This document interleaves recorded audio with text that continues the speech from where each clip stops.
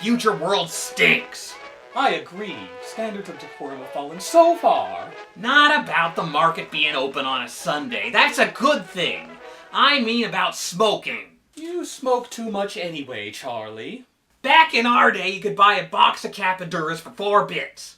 10 cigars for 50 cents. You know how much one cigar costs nowadays, Ollie? Right, you have piqued my curiosity, Charlie. How much? $5. 5 greenback dollars for one cigar, Ollie. And that's one of the cheap ones. Can you believe that? It's a perfectly normal phenomenon, Charlie. It's called inflation. Say, Ollie? No, you may not borrow any money. It was worth a try. No, it wasn't.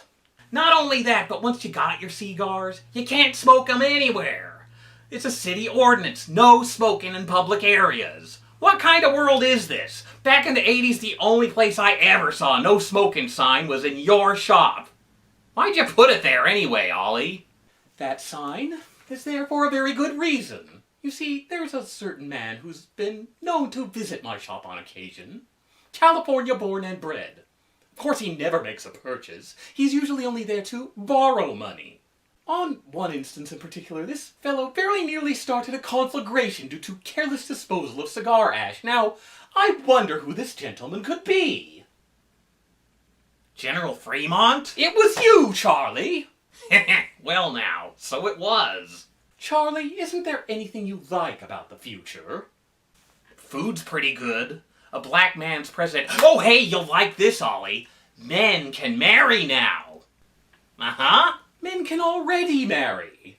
Boy, for a man with a fancy Dartmouth education, you sure can be dumb sometimes. I mean, men can get hitched to each other.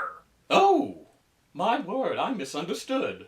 Well, that certainly is progressive. Say, Ollie, if you could marry any man you wanted, who'd you marry? Well... And don't say Roscoe Conkling. I had no such intention. I was going to answer Walt Whitman, actually. Yes, I know you go for the nice long beards. It's not that. I was just thinking how grand it would be to live out my days with an intelligent and erudite companion. Uh-huh. Well, who would you marry? I don't even need to think about it twice. Jay Gould. Ugh, only interested in money, are we, Charlie? He has other good points. Oh, really? Name one. I can name 2. Right behind him. It's like 2 ripe beefsteak tomatoes back there. You are revolting. Say, that reminds me. You know who you really ought to marry? I'm afraid to guess. Frank Broadrump. Oh, Broderick, Charlie. Yes, him. Oh, that poor man. All the teasing and persecution he has to endure merely because of his prominent physical attributes. He certainly doesn't need you making up cruel nicknames for him. I didn't make it up. That one was little Timmy Platt's. My shop assistant? Yup. I shall have to give that boy a severe dressing down the next time I see him. Anyway, I called him that to his face and he laughed. He thought it was funny. I'm sure that Mr. Broderick was only wearing the mask of the jolly fat man, but inside he was probably crying. Oh, what do you know? I know a great deal, actually.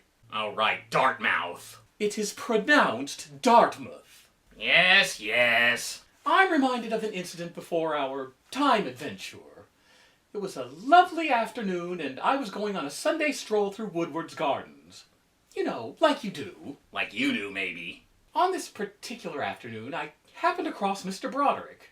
I was so accustomed to seeing him pay me visits in my shop, it was a bit peculiar to see him out in public like that.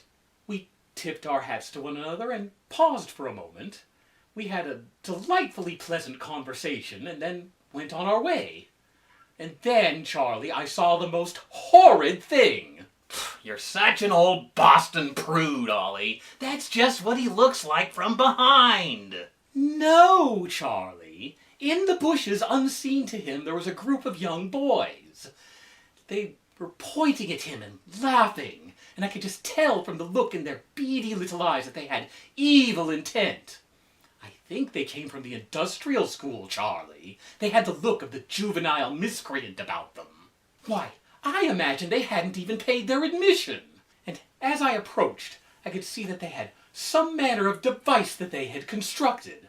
Something that they had tied at the end of a string and dangled from the end of a pole. And can you imagine, Charlie? Can you just imagine what it was at the end of that string? I'd answer that, but I know that anything I say will just get me into trouble, so I'll just let you go ahead and tell me. It was a crab, Charlie. A real one? It was a live crab, Charlie. Heaven knows where they acquired it. Some kitchen nearby, I suppose.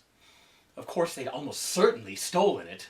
Like I said, they looked to be from the industrial school. Hey there, easy with the talk about the industrial school. You happen to be talking about my alma mater. That surprises me not one bit, Charlie.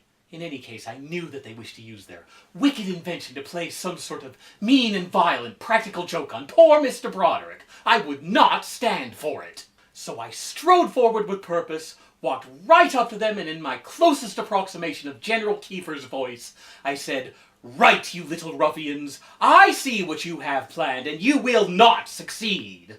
That man is James Franklin Broderick. He is a most eminent citizen of this fair city, and not a one of you could ever hope to achieve his level of greatness. He demands your respect, not your derision.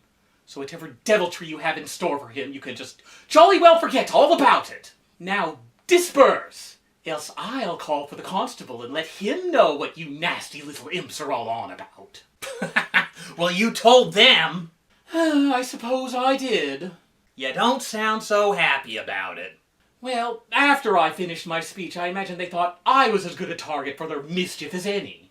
They forgot all about Mr. Broderick and turned all their attention on me. They pinned me to the ground and released their captive crustacean on my face. Don't you remember that week I had my ear bandaged, Charlie? Didn't you even think to ask about it? Just thought you had some sort of ear-piercing accident. Don't be silly, Charlie. What would I want with a pierced ear? Thought maybe you were going to a costume party dressed as Dick Deadeye. Anyway, it was worth it to save Mr. Broderick from public humiliation.